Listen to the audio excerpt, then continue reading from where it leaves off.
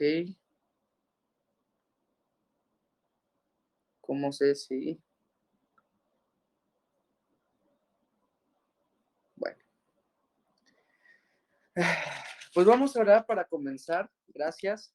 Yo les dije que siempre vamos a estar tomando, les vamos a dar chance los primeros 20 minutos a las personas que llegan tarde. Y aquí es donde ya empecé a pasar la lista. No quiere decir con esto que ustedes pueden llegar hasta el minuto 20, traten de llegar temprano porque pues es ver, tú puedes checar si hiciste bien tu tarea, si a lo mejor te falta a ti participar también y todo eso, pues es muy importante que llegues.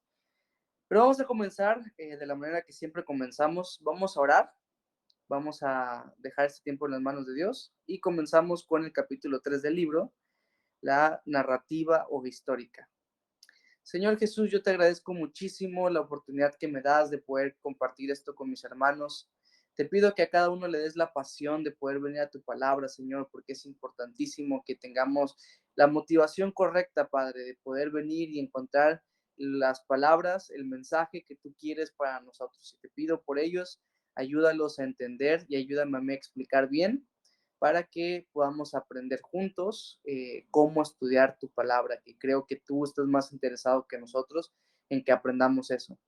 Así que, Señor, que tu Espíritu Santo nos guíe, aparta cualquier pensamiento, distracción, problema, de cualquier tipo, Señor, y deja nada más tu Espíritu Santo. En Cristo Jesús. Amén. Perfecto, familia. Si se ubican, por favor, en la página 13 en su libro, vamos a comenzar con la primera forma literaria que encontramos en la Biblia. Y esta forma literaria es la narrativa o histórica. Acuérdense que ciertas definiciones se les voy a pedir que se las memoricen. Esta es una de ellas. Toda definición de las formas literarias se la van a tener que memorizar, pero no se preocupen porque traté de ser lo más simple y sencillo posible para que no se te sea complicado. ¿Qué es la narrativa? Dice allá, es un relato escrito donde un narrador explica una serie de hechos. Pues chica, bastante sencilla. Más sencilla no puede estar, sinceramente. Es un relato escrito donde un narrador explica una serie de hechos. Hasta allá creo que ya me la aprendí. Pero siempre vayamos repasando. Ahorita no vamos a repasar, más adelante no vamos a repasar todas las definiciones, así que empecemos a repasarlas ahorita. ¿Qué es un principio bíblico? No sé si se acuerdan. Principio bíblico es una verdad basada en la Biblia. Es una convicción, una acción firme basada en esa verdad, ¿verdad? En la verdad que aprendimos del principio. Espiritualizar era quitarle lo literal al texto y racionalizar era buscarle un sentido lógico al texto, ¿no? Les digo, tal vez la próxima clase les pido a ver que algún voluntario me diga cada definición, a ver si se la pueden, porque son importantes para que no nos equivoquemos en esas cosas al momento de estudiar. Pero vamos a empezar con la página 3 entonces, que una narrativa entonces es un relato. De hecho, como lo vas a ver ahorita, la gran mayoría de los libros en la Biblia son narrativos. Una tercera parte de la Biblia entera. En cuanto a cantidad de libros, tal vez ahí está peleándose con profecía porque tiene también muchos cantidad, pero en cuanto a contenido, es una tercera parte de la Biblia, pertenece a esta forma literaria. Es muy fácil. Por ejemplo, si han leído Génesis, si han leído algún evangelio, si han leído Hechos, estos pertenecen a esta forma literaria, es la más sencilla. Son donde simplemente está narrando algo, por eso se llama narrativa. Y leemos, dice, una tercera parte de la Biblia son libros en esta forma literaria. En el Antiguo Testamento, desde Génesis hasta Esther, son históricos o narrativos. Y en el Nuevo Testamento, desde Mateo hasta Hechos. Por eso es que así está organizada la Biblia. Si se dan cuenta, van seguiditos. Todos los históricos o narrativos están continuos. Génesis, Éxodo, Levítico, Números, Deuteronomio, Josué, Jueces. No vas a encontrar Salmos después del Levítico, porque Salmos ya pertenece a otra forma literaria. O sea, la Biblia fue ordenada de esa manera, estratégicamente, pensando en sus formas literarias. ¿Ya se dieron cuenta? Entonces, desde Génesis hasta Esther, narrativo. Desde Mateo hasta Hechos, narrativo. Ahora, ahí te va. Esto no quiere decir que en estos libros no se pueden encontrar otras formas literarias, sino que en su mayoría están escritos en esta. En el mismo texto narrativo, por ejemplo, ahí tienes en el primer libro de Samuel, es un texto narrativo, pero si lees el capítulo 2, te vas a dar cuenta que ahí está el cántico de Ana, que es toda poesía, porque es una canción. Lo mismo pasa en Mateo 24, por ejemplo, que Mateo es un libro narrativo, pero Mateo 24 son profecías, señales antes del fin y las profecías antes de la venida del Señor y así. O sea, en medio de estos libros también podemos encontrar pequeñas secciones, pero como la mayoría fue escrita en narrativo, se considera todo el libro un texto narrativo. Es importante que aprendas a identificar. Ahorita vamos a hablar de eso. El segundo punto dice, algunos otros libros contienen narraciones, pero como vimos en el punto anterior, no fueron incluidos en esta lista porque en su mayoría pertenecen a otra forma literaria. Entonces, en otros libros, por ejemplo, en el libro de Job, Job es un libro poético. Toda la forma en que está escrito en la forma de poesía, ¿no? Pero si tú lees el capítulo 1 y el capítulo 2 de Job, son narraciones. Es la narración de quién era Job, cómo le pasaban sus tragedias y hasta dónde llegó. Imagínate que hubiera comenzado directamente cuando ya está sarnoso, tirado en el suelo, desnudo, sin familia, pues no tendría mucho sentido. Entonces se agrega una narración al principio para que tú entiendas el contexto de la historia. Igual al final, en el capítulo 46, 42, no me acuerdo, ahí lo checan después. Lo mismo pasa con el libro de Daniel, que Daniel es uno de los profetas, por lo tanto es un libro profético, pero los primeros 6 capítulos son narrativos, tienen pequeñas secciones con profecías, pero son narrativos en sí. Entonces, así. Hasta aquí, vamos bien. O sea, entendemos que los libros narrativos no podemos encapsular todo un libro como narrativo porque hay secciones del parte del libro que pertenecen a otras formas literarias. Y al mismo tiempo, otros libros que no son narrativos, también algunos pueden contener pequeñas narraciones. Perfecto. Sí, va. Vamos a continuar. ¿Cómo estudiarlo? Esta es la forma literaria más sencilla y más común. De hecho, para que puedas aprender un poquito más de esta, cuando vimos método inductivo la clase pasada, los textos que estudiaste también eran narrativos. ¿Te diste cuenta de eso? Espero que sí, porque es parte de la observación, ¿va? Por eso vamos a empezar con esto.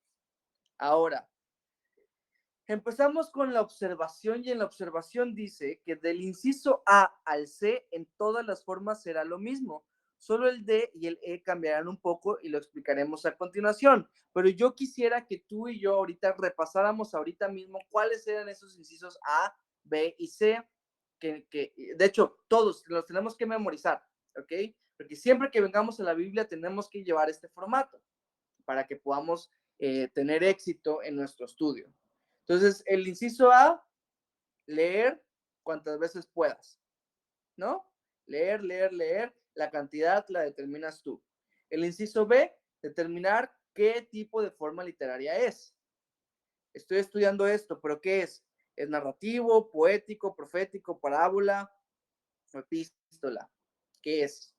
Para que yo lo pueda aprender. Número 3 o inciso C, subrayar, ¿verdad?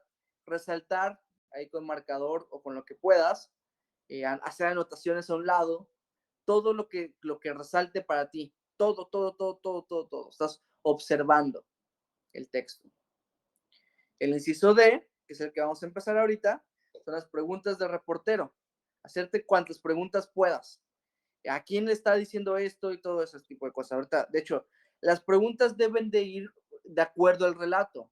Esto es de acuerdo a la forma literaria narrativa. Entonces, las preguntas que te hagas como reportero deben de ir acorde al relato que estás viendo. No te vas a preguntar cosas que nada que ver. Tienes que preguntarte conforme a la historia que estás leyendo. Entonces, aquí, ¿quiénes aparecen? ¿Dónde están? ¿Por qué está pasando esto? ¿Cómo afecta lo que está pasando? ¿Cómo se sentirán? ¿Cuándo está sucediendo? Si alguien está dando un mensaje, pregúntate por qué y hacia quiénes lo está dando. Todo eso ayuda y no se imaginan cuánto. O sea, de verdad, háganse ese tipo de historias, de preguntas de acuerdo a la historia. Y el último inciso, el inciso E, de la observación, es buscar el contexto. Y aquí te hablo del contexto en una forma literaria narrativa. Trata de introducirte a esa época, ¿verdad? ¿Cómo eran las cosas? Eso es el contexto, el cómo era la situación en esa época. Si has visto, no sé, películas de, de caballeros y reyes y cosas así, ya ves que ahí las cosas eran muy diferentes ahorita. Si has visto siquiera una película que fue basada en los años 50, pero eran cosas bien diferentes ahora, ¿va? Entonces, eso mismo es lo que te tienes que preguntarte, pero en la Biblia, ¿cómo eran las cosas en este tiempo que estamos viendo? Si eran los tiempos de Jesús, porque ya ves que los evangelios es narrativo y está en los tiempos de Jesús, el contexto cultural te va a hablar de la cultura hebrea, cómo era su cultura. El histórico de los romanos. No sé si ya te diste cuenta, pero los evangelios suceden bajo el pueblo judío siendo gobernado por Roma. Entonces, pregúntate, ¿cómo eran los romanos? El religioso, ¿cómo eran los judíos? El social, ¿cómo vivían y las condiciones en las que vivían? Tenemos allá pescadores, tenemos allá publicanos. Publicanos no es una palabra que usamos hoy en día en nuestro lenguaje natural. Así que de repente tú dices, ves que ahí dice, Mateo era publicano. Pues pregúntate, ¿qué era un publicano? ¿Cómo eran los publicanos? ¿Cómo los trataban? ¿Les gustaba a la gente? ¿No les gustaba? Todo ese tipo de cosas.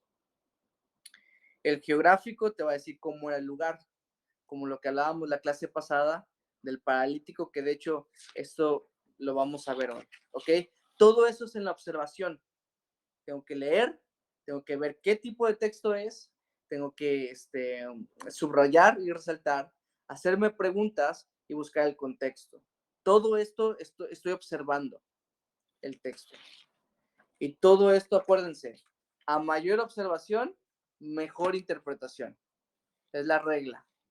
Entonces, no te limites, no te limites, observa tanto como puedas, investiga tanto como puedas, porque así vas a tener una mejor interpretación del pasaje. Ahora, pasemos a la página 14, por favor.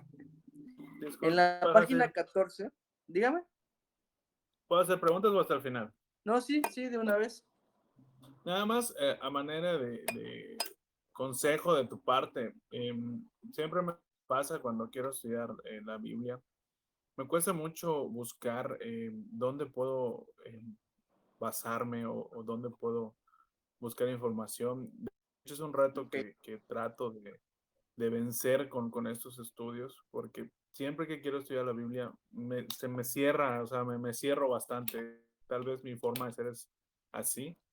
Entonces, soy más para ser instruido, por así decirlo, ¿no? O sea, por Sí, eso me gustan claro. mucho las clases, para que me vayan guiando paso a paso. Tal vez en algún momento, si Dios lo permite, que espero que ese sea uno de los objetivos que logre cumplir con estas clases, poder de alguna manera ya no, siempre voy a necesitar obviamente, ¿no? Consenso o consejería o basarme en personas sabias, pero siempre estoy preguntando y esto y esto y esto en vez de saber dónde buscar. Entonces no sé si pudieras, pues Sí, desde sí, tu sí. experiencia, algunos libros, páginas, pero pues que sean páginas buenas, ¿no? Porque a veces encontramos en internet muchas cosas pues que no son, ¿no? Pues la mayoría de las veces va a tocar investigar en otras páginas. Mira, yo personalmente no estoy muy a favor de los comentarios bíblicos, porque el comentario bíblico te hace la chamba, ¿va? Ya no haces tú nada, pues solo copias lo que dice el comentario y ya está. Es bueno el comentario bíblico para darte una guía después de que tú hagas tu estudio, pero la pregunta más bien va a cómo investigar estas cosas antes de hacer el estudio, no durante el proceso del estudio. Entonces, yo te aconsejaría que si encuentras un comentario, hay muchos famosos, ¿verdad? Los de MacArthur, William MacDonald, Matthew Henry, David Gusick y un montón de comentarios bien famosos que existen ya, hasta creo que Spurgeon tiene su propio comentario, en Warren Wiersbe, que son buenos, pero yo te aconsejaría y les aconsejo a todos, qué buena pregunta, que los lean después de estudiar. Como que tú haces tu estudio y vas a corroborar que lo que estudiaste fue correcto y vas a un comentario de estos a ver si no te saliste por allá. Entonces, ahí puede servir un comentario. Antes, te repito, nos hace la chamba, ¿no? Y como tal vez nuestra cultura mexicana, que en la escuela todos copiaban a todos, pues no nos ayuda muchísimo el tener un comentario porque simplemente nos pasamos copiando y en la palabra de Dios es viva y eficaz y lo que quiere es hablarnos a nosotros, pero no queremos comer de lo masticado por alguien más. Así de asqueroso como suena, así de asqueroso es como es venir primero un comentario y después estudiarlo. Eh, pero bueno, la pregunta es antes. En la clase pasada medio lo pasamos así de por arribita, pero yo les di un consejo de que lo busquen en Google, a que se hagan estas preguntas, ¿no? Por ejemplo, ¿cómo eran las casas en los tiempos de Jesús? Y literalmente hagas allá y pongas cómo eran las casas en los tiempos de Jesús. Entonces, en Google hay buenas cosas aparecen varias páginas. Ahora, yo di el consejo de que por lo menos investiguen en 3 páginas, 3 fuentes diferentes. O sea, porque ningún reportero se va a basar en su única fuente. Tiene que respaldarlo con otras 2, con otras 3 y así todos los reporteros, todos los detectives. Y la cosa es que nos metamos en nuestro papel como detective tratando de buscar esto. Ahora, aparte de Google, ¿qué otra cosa puedo hacer? Hay comentarios que se llaman del contexto cultural de la época. Esos a veces como que se confunden y tienden a interpretar los pasajes, pero bueno, como comentarios, como esos libros son muy buenos, igual están los diccionarios bíblicos, el más famoso diccionario es el de Vine. También está la concordancia Strong, que es para investigar las palabras originales. Y el material es ilimitado. Si quieren, yo en el grupo, después de que termine la clase, les pongo todos estos autores y los libros y todo esto, a ver si de repente lo pueden encontrar en PDF. A lo mejor allá Juan Carlos, que él me ha conseguido algunos libros por PDF, a lo mejor pueda encontrar alguno de estos libros que les digo y ayudan mucho, ¿no? Un diccionario, por ejemplo, si te topas justificación y dices, ¿qué es la justificación? Vas al diccionario de Vine, por ejemplo, y ves la palabra justificación, ahí te sale toda la información de qué es la justificación. O el rito de la purificación, y vas al diccionario de Vine y ahí te dice cuál es el rito de la purificación.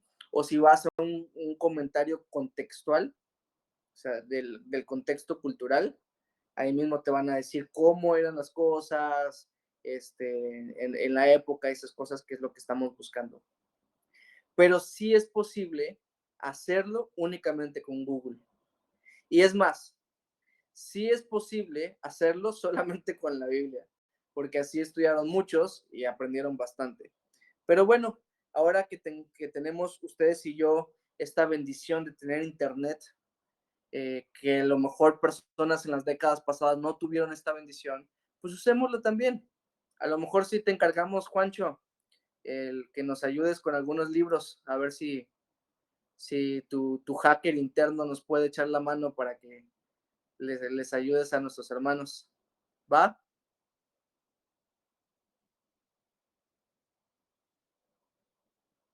Pancho.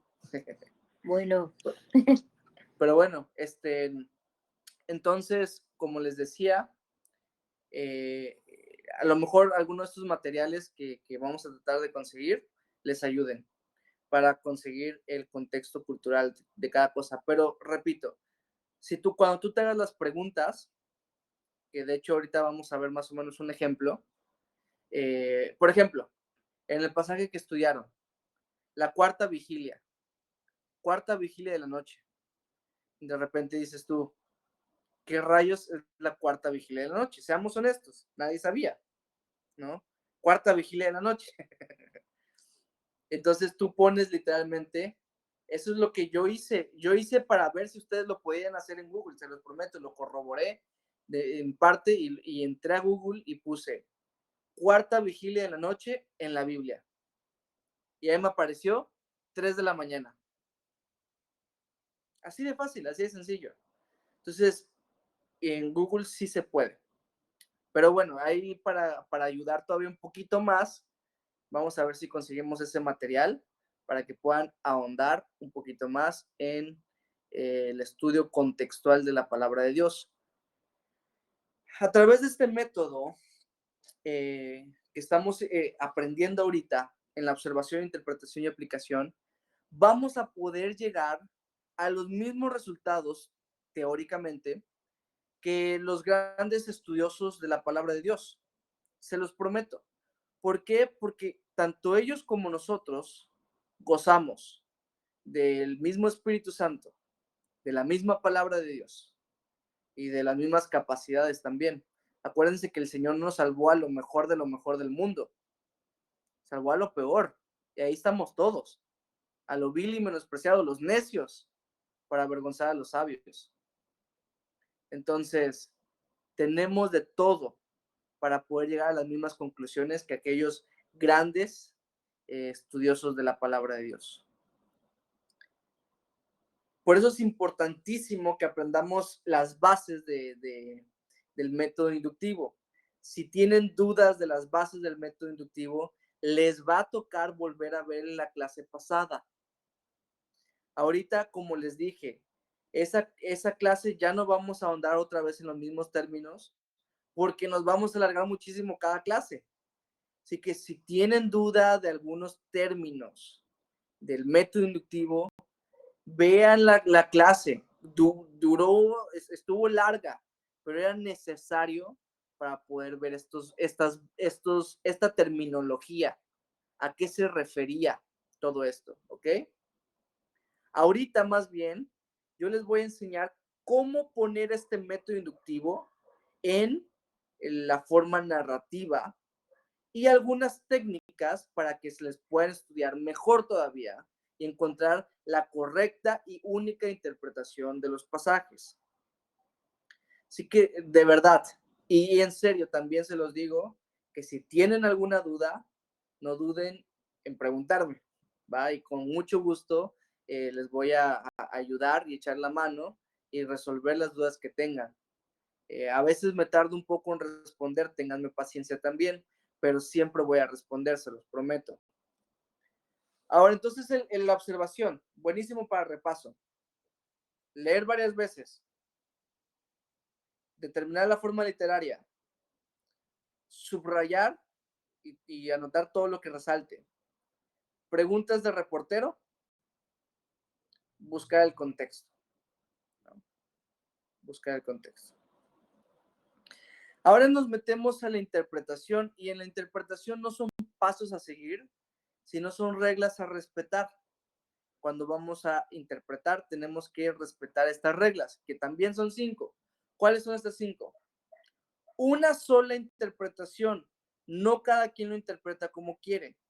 Existe una sola interpretación en el pasaje. El Señor tuvo un mensaje para darnos a través de toda su escritura. Una interpretación que sea literal.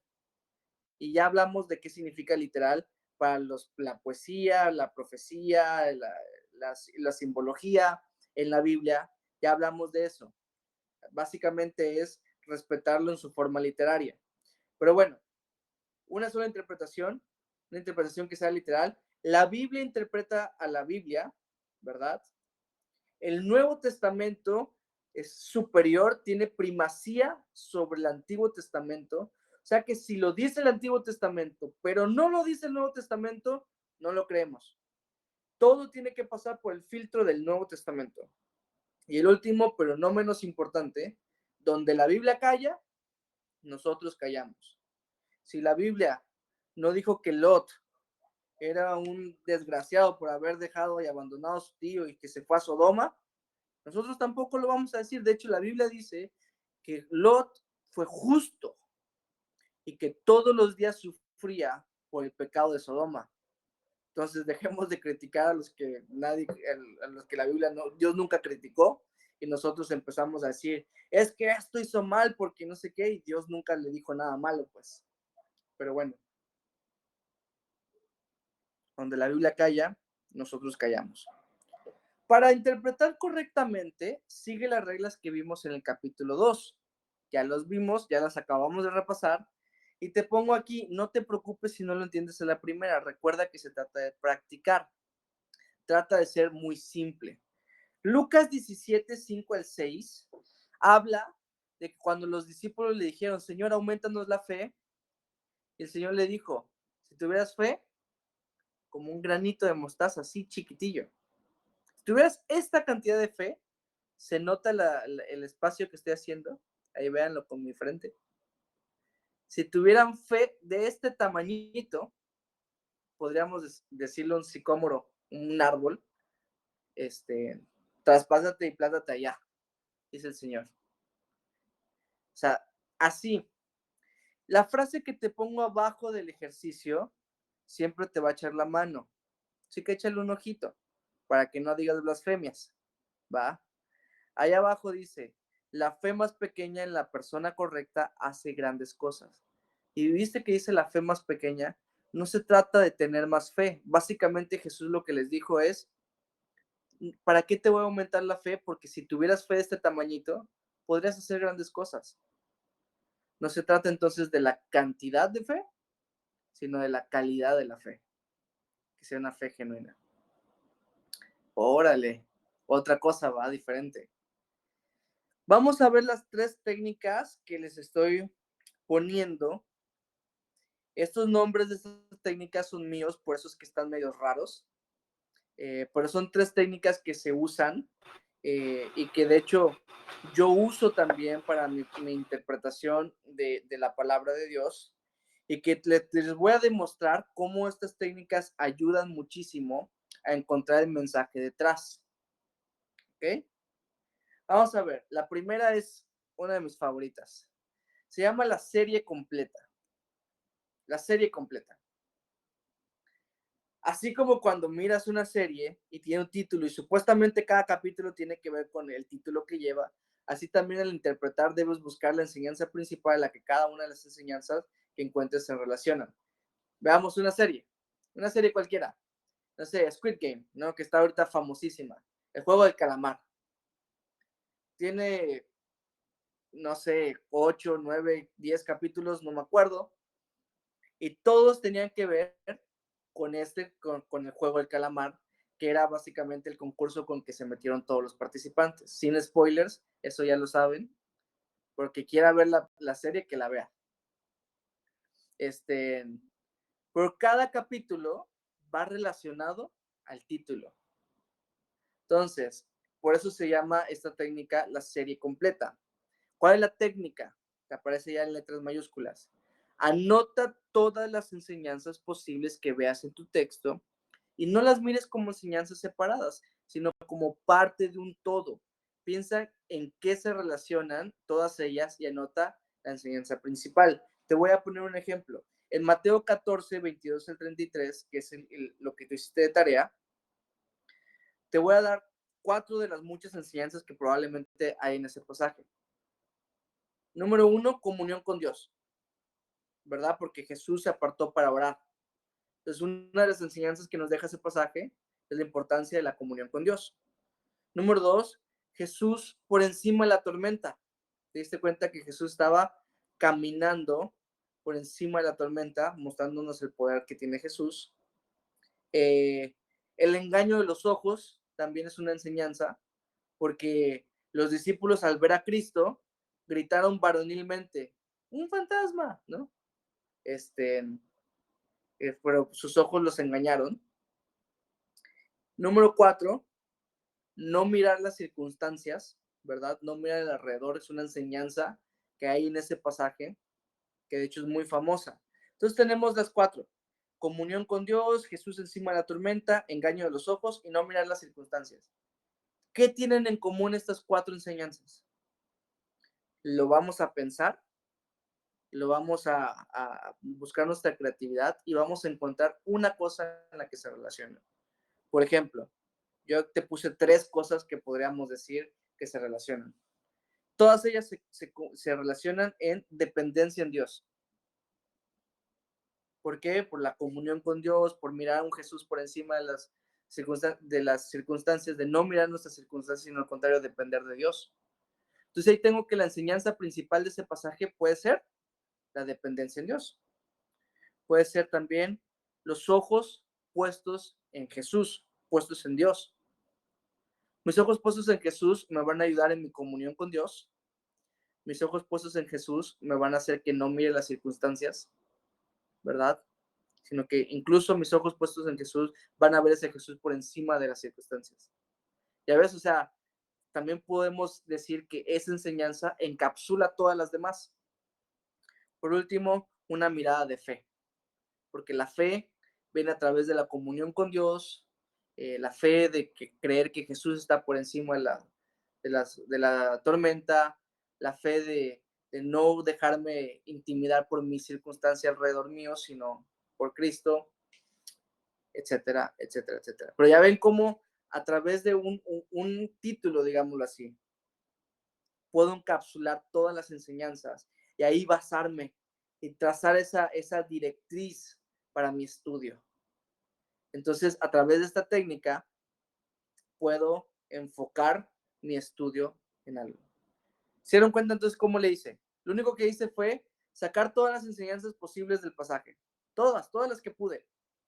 Entonces, buscar cómo se relacionan todas. Sencillo, ¿verdad?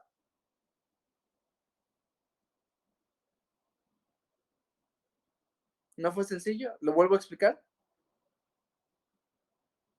No, no es que no esté bien explicado, o sea, quiero hablar, ¿no? Sino que para ti es muy fácil, ¿no? Entender, pero nosotros que estamos aprendiendo o queremos aprender eso exactamente. ¿Cómo llegar a esa parte?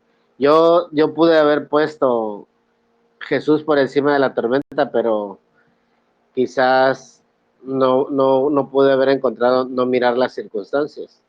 Igual pude haber puesto una mirada de fe. La de comunión con Dios por la oración de Jesús, esa ahí entonces puede que sí lo pensara, pero no la podría. Es exactamente, quizás, bueno, hablo por mí, eso es lo Claro. que yo no puedo todavía hacer, ¿no? Tan fácil como tú lo dices, está fácil. Sí, la pregunta de sencillo más bien era de que si se entendió cómo va la técnica, pero claro que cada quien va a tener que hacerlo por su propia cuenta, pues, o sea, no crean que va a ser sencillo, van a haber pasajes que van a ser difíciles. Ahorita dices que para mí todos, sí, cuando ya los domines esos todos, van a seguir habiendo pasajes que van a ser difíciles, que vas a tener que pasar, no es mentira, semanas en ese mismo pasaje para poder estudiarlo correctamente. Así es como funciona, pero esta técnica a lo mejor ayuda. Ahora, por ejemplo, dices que no observaste lo de la comunión con Dios y todo eso, está bien. La cosa es que agarres todas las enseñanzas posibles, todas. Entonces, ver cómo se relacionan todas y cómo sacas una enseñanza principal para todas esas enseñanzas. ¿Ok? Pero acuérdate, esto solo es una técnica. Así no tienes que hacerlo con todo. Esto lo puedes hacer con todos, sí, pero es solamente una técnica. Otra técnica es la de lo más importante. ¿Por qué se llama lo más importante? Entonces dice, analiza el texto que tienes y anota lo que consideres que es lo más importante de esta historia. Sigamos con Mateo 14. Probablemente lo más importante de la historia de Mateo 14 fue cuando Pedro camina sobre el mar, ¿no? Un Jesús caminando sobre el mar y que Pedro va a caminar con él. Lo más importante tal vez no era la barca, no era el momento que Jesús se fue a orar, ¿no? O sea, lo más, el clímax de la historia probablemente fue cuando Pedro camina sobre el mar, ¿verdad? Entonces, cuando nos enfoquémonos en eso, ya tenemos aquí el clímax. Pedro camina sobre el mar. Va. ¿Cuál es la técnica? Enfócate en la enseñanza de lo más importante de la historia. Muchas veces ahí está la enseñanza principal de la historia. No siempre es así, pero puede ayudarte a encontrarla. ¿Ok? Entonces, por ejemplo, si lo más importante fue Pedro andando sobre el mar, en esa enseñanza puedo yo determinar, no sé, poner la mirada en Cristo y no en las circunstancias. Y ahí saqué la enseñanza principal de todo el texto, a través del clímax de la historia, a través de lo más importante. ¿Vamos bien? Ahorita les pongo otro ejemplo. Aquí en este párrafo utilizamos Marcos 2 del 1 al 12. Se supondría que lo leyeron. Marcos 2 del 1 al 12 es cuando Jesús sana al paralítico, que es llevado por sus amigos, rompen el techo, es bajado de ahí, Jesús sana a ese paralítico. ¿Qué es lo más importante de esa historia? Pues obviamente la sanidad del paralítico, ¿va? Para eso fue. No, tal vez lo más importante de la historia no es que los amigos se juntaron y todo eso. Es una enseñanza, ¿no? Que tal vez en la serie completa agarraríamos esa enseñanza, pero no es la más importante. La más importante es el momento cuando Jesús está cara a cara con el paralítico y le dice, tus pecados te son perdonados, ¿no? Y después le dice, levántate y anda. Pero le dice, primeramente, tus pecados te son perdonados. ¿Cuál es la enseñanza detrás de eso? A lo mejor que Jesús se enfocó en su mayor necesidad. Su mayor necesidad no era ser sanado de sus piernas, sino ser salvo de sus pecados. Ahí tienes la enseñanza. Una gran enseñanza a través de enfocarte en el clímax de la historia. ¿Está claro esta técnica? ¿Cómo se emplea?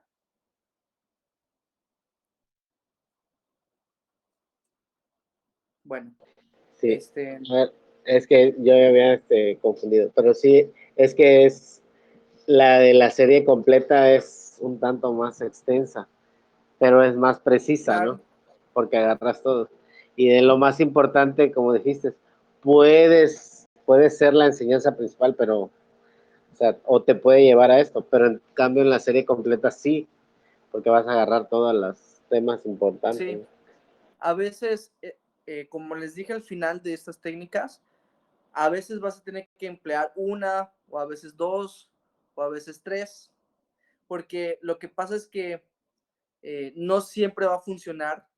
A lo mejor no siempre vas a encontrar algo en que se relacionen todas las enseñanzas posibles del pasaje. No sé, se me ocurre que los amigos estén llevando el paralítico y hablamos, no sé, que en una enseñanza de esas amistades que te llevan a Jesús. A lo mejor no tiene mucho que ver con el perdón de pecados. O sea, a lo mejor la serie completa no aplica tanto. O a lo mejor si alguno de ustedes puede ser muy creativo y decirme cómo se puede relacionar una cosa con la otra. Pero la cosa es que, por eso es que ocupas una de las tres técnicas o dos de las tres técnicas o a veces las tres técnicas, es posible, es bueno. Pero lo más importante, entonces, te enfocas en el clímax, le extraes su enseñanza principal, perdón, te enfocas en la enseñanza de ese clímax y ahí obtienes la enseñanza principal del pasaje. La última, que se llama ¿qué significa? ¿Qué significa? Esta técnica nos llevará a un nivel más profundo. ¿Cuál es la técnica? Busca el elemento más importante en la historia. Por ejemplo, en la historia que acabamos de ver, perdón, el pasaje de la técnica anterior sería la parálisis, ¿verdad? ¿Cuál es el elemento? Aquí estamos buscando un elemento. Y una vez obtenido ese elemento, busca sus características. En este caso estamos viendo la parálisis. ¿Cuáles son sus características? Que impide caminar, que te incapacita, que muere una parte de ti, más o menos. Entonces, una vez que tienes el elemento y buscas sus características, tienes que ver qué significado le podemos dar. En este caso, como te puse acá, la parálisis puede estar representando al pecado, porque el pecado te impide caminar en la fe, el pecado te mata, el pecado te incapacita a escuchar a Dios, ¿no? Te quita esa capacidad, etcétera, etcétera. Ya ves cómo el pecado se aplica como parálisis. Y entonces a través de allá también tienes enseñanza profunda en este pasaje. En nuestra enseñanza de Mateo 14, ¿cuál podría ser el elemento más importante? Probablemente fue la tormenta, ¿verdad? Estamos buscando elementos. No fue la barca, no fue Jesús, o sea, es elemento, un elemento. Entonces, el elemento de esta historia que es muy importante es la tormenta, ¿no? Características de la tormenta, pues que Jesús estaba superior, que Pedro por fe encima, aunque nunca estuvo ausente la tormenta, no sé si cuando se imaginaban esta historia, se imaginaban a un Pedrito caminando en una agua así súper calmada, pero no, estaban en medio de la tormenta. Observarla, la tormenta te destruye, porque Pedro se hundió. Entonces, la tormenta, ¿qué puede estar representando? Ya te voy a hacer la tarea, ¿va? Eso tú tendrías que darle muchas vueltas en tu cabeza, pero la tormenta puede estar representando nuestros problemas, ¿verdad? La tormenta, nuestros problemas. ¿Por qué? Pues Jesús es superior a mis problemas, que así como Pedro, por la fe, podemos, o sea, no me va a quitar los problemas, pero por fe los podemos superar, ¿no? Igual que con Pedro, que no le quitó la tormenta, pero por la fe pudo caminar encima de ellos. Observarlos te destruyen porque te distraen de Jesús, no de las circunstancias. Entonces, ahí te doy 3 técnicas para aplicar. Y les prometo, empecé a ver todos los ejemplos que les puse aquí, y entonces se pueden aplicar. De hecho, ahorita vamos a ver una de estas en la siguiente página. Pero antes de pasar allá, ¿hay alguna duda de las técnicas en sí? ¿De cómo funcionan? Así. Sí, dime. Pues más que nada son estrategias según tu experiencia, ¿no? Entonces, Claro. cualquiera de las 3 que implementemos, pues sería correcta, ¿no? O de igual manera para profundizar, pues serían las 3, ¿no? Sí, más Pero bien si depende sí, sí. no sé si ibas a decir algo más, pero depende del texto, porque algunas veces, como dije, algunas veces la serie completa no te va a funcionar, algunas veces va a tener que aplicar otra de estas 3 técnicas, a veces vas a tener que integrar las 3 como tú dijiste, pero depende del texto Okay. y del nivel de profundidad que tú quieras llegar también en el estudio que estás haciendo. Sí, porque al final, si usamos estas 3 técnicas en solo un versículo, pues como que pues no habría mucho que sacar, ¿no? Claro. Entonces, si es No, para no. un capítulo o un título dentro de los capítulos, pues sí, Sí, convendría. eso puede ser algo, una directriz que tengan para cuando estudien la Biblia. Los títulos, los capítulos, los versículos, los numeritos esos y los títulos no son inspirados por Dios. Esos fueron agregados por hombres para que sea más fácil encontrar cada pasaje. Y están bien, los usamos excelente, nos ayudan muchísimo. A lo mejor que tú veas cada título te puede ayudar a determinar qué tanto de un pasaje vas a estudiar. Por ejemplo, en el pasaje que vimos de Mateo 14, 22 al 33, allá aparece Jesús camina sobre el mar o algo así. Entonces tú puedes ver que esa sección fue dividida de Mateo 14 desde el 22 al 33 y esa sección agarras para estudiar. Yo no aconsejo que solo agarres un versículo porque de todas maneras vas a terminar estudiando el pasaje. O sea, si tú agarras un versículo dentro de Mateo 22, 33, sí o sí tienes que terminar estudiando el pasaje para poder llegar a la correcta interpretación de ese versículo. Entonces, mejor agárrate el pasaje y vas estudiándolo así, pasajes por pasajes. Así, en tu tiempo que tengas con el Señor, agarras esta división y después esta división y después esta. Y mejor si te agarras todo un libro, por ejemplo, y en ese libro, porque así te vas estudiando muchísimo mejor todavía, porque agarras todo el contexto, todo el libro, toda la enseñanza que el autor quiso terminar. Pero bueno, entonces, yo les puse acá, no hay que olvidar que son solo técnicas que nos pueden servir, pero que no son mandatorias. Son técnicas que, como nos dijo nuestro hermano Abraham, y yo les estoy dando con base en mi experiencia estudiando la palabra de Dios. Algunas veces no van a funcionar, otras tendrás que usarlas todas o más de una. Lo importante es sacar la correcta interpretación del pasaje. El método que utilices, la técnica que utilices no es lo importante como llegar a la correcta interpretación. Si encuentras allá otra técnica que te ayuda, excelente. Al final de cuentas, lo importante es qué quiere decir el texto. Ahora, como le explicaba a mi papá, no es que sean sencillos. No es mi intención decirles que estudiar la Biblia va a ser sencillo. Les dije desde un principio, es compleja, pero es simple en su manera de hacerla, en su manera de estudiarla. Lo que pasa es que vamos a tener que meterle coco, pero está bien, porque acuérdense que la palabra de Dios es una delicia a nuestro espíritu. Y les prometo que sí o sí van a encontrar que es deliciosa como eso que se está comiendo mi mamá ahorita.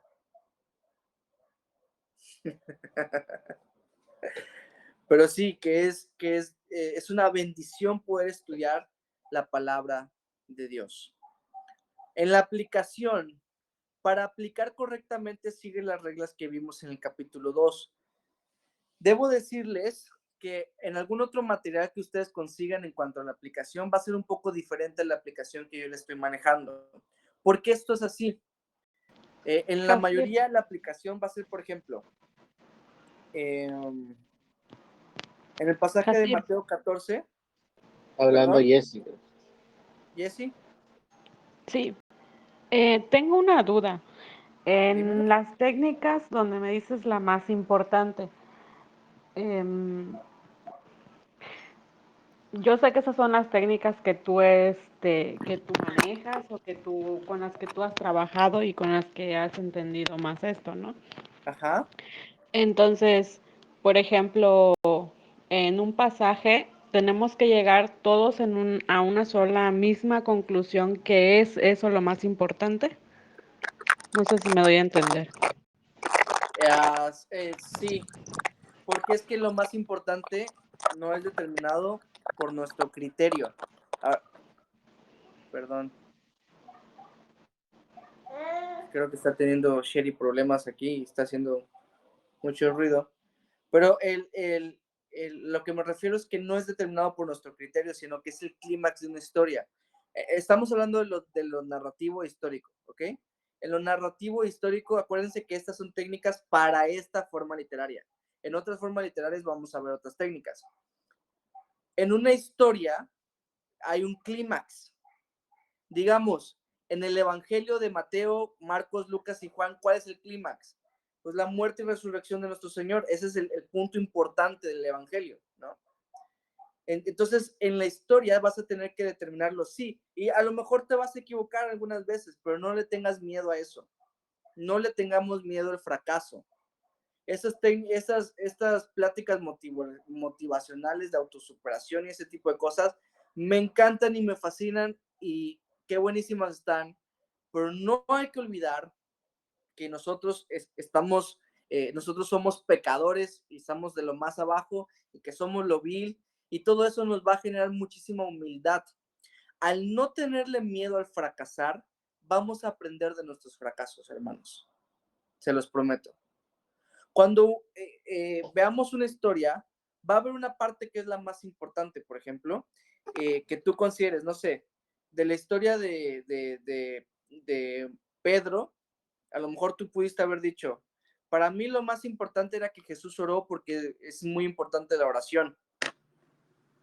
Y no era que iba a estar completamente mal, porque sí es muy importante orar, pero en cuanto a la historia, no es el punto más importante. Entonces va a venir aquí Hasir y te va a decir, hermana, ese no es el punto más importante, y tú vas a tener que tener la humildad de decir, ok, pues me equivoqué, pero pues está bien, ¿no? Porque me están ayudando a poder encontrar ese punto más importante. E incluso cuando acabe esta clase en unos meses, todavía voy a poder decirte, oye, te echo la mano. Si tú me dices, oye, ¿cuál es el punto más importante de esta historia? También te voy a echar la mano porque estamos para ayudarnos. No importa si es con Abraham y su esposa, no importa que estén en otra iglesia o algo así, porque somos hermanos. Al final de cuentas, si ustedes vienen y me preguntan, con muchísimo gusto, me voy a tratar de hacer el tiempo por allá y responderles a sus preguntas, porque para eso somos todos siervos de Dios. Pero bueno, en cuanto a lo más importante, por ejemplo, no es base a criterios, sino base al texto. ¿Qué es lo que el texto está indicando que es lo más importante?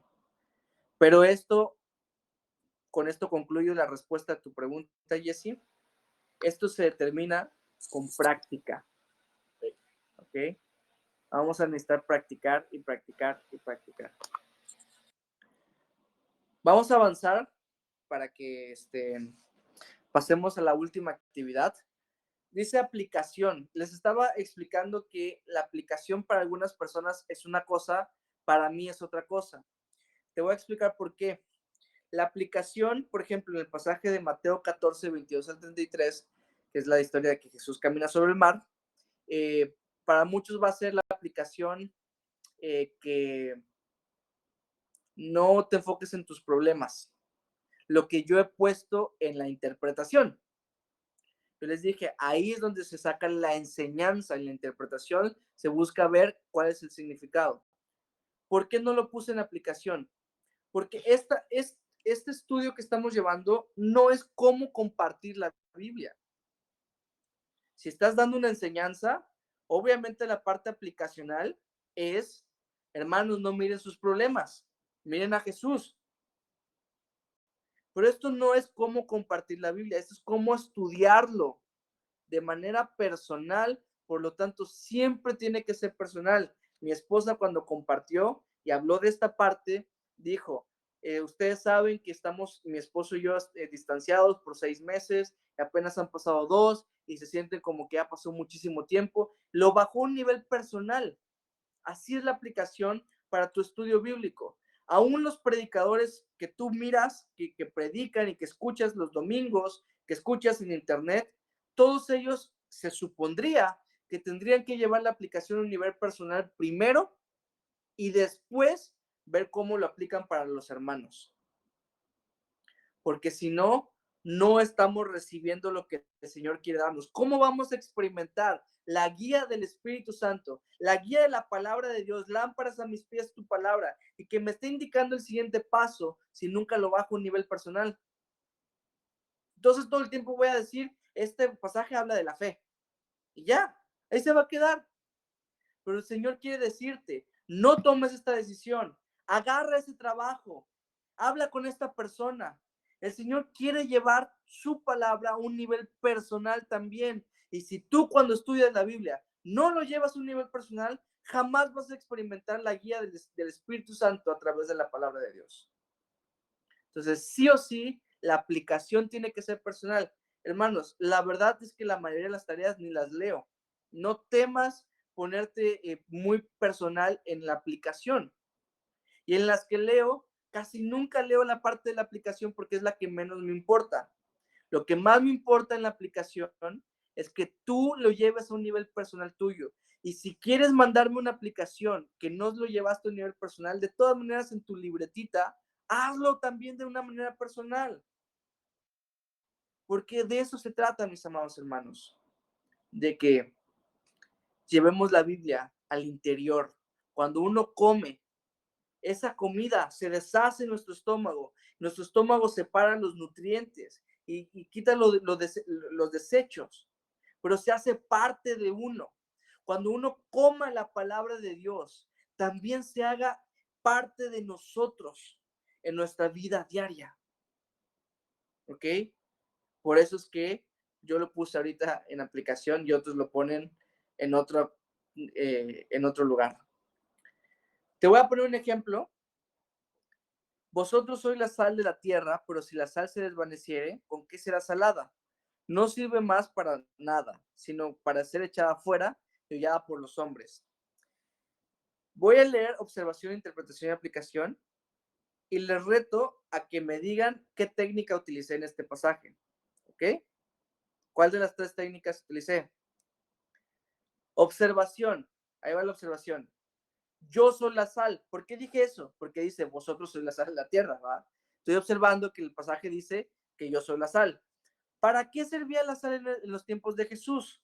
Y les puse 4 cosas para lo que servían. Me hice la pregunta del reportero, la investigué en internet y me aparecieron estas 4 funciones.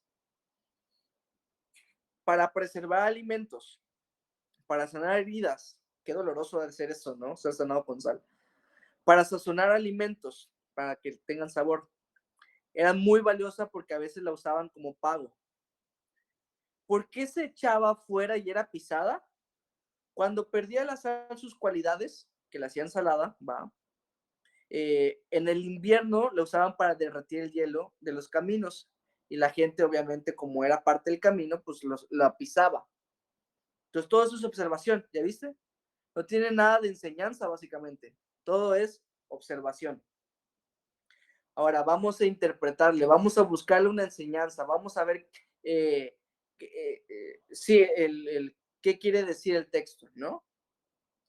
La interpretación dice, si la iglesia somos la sal, servimos para 4 cosas también.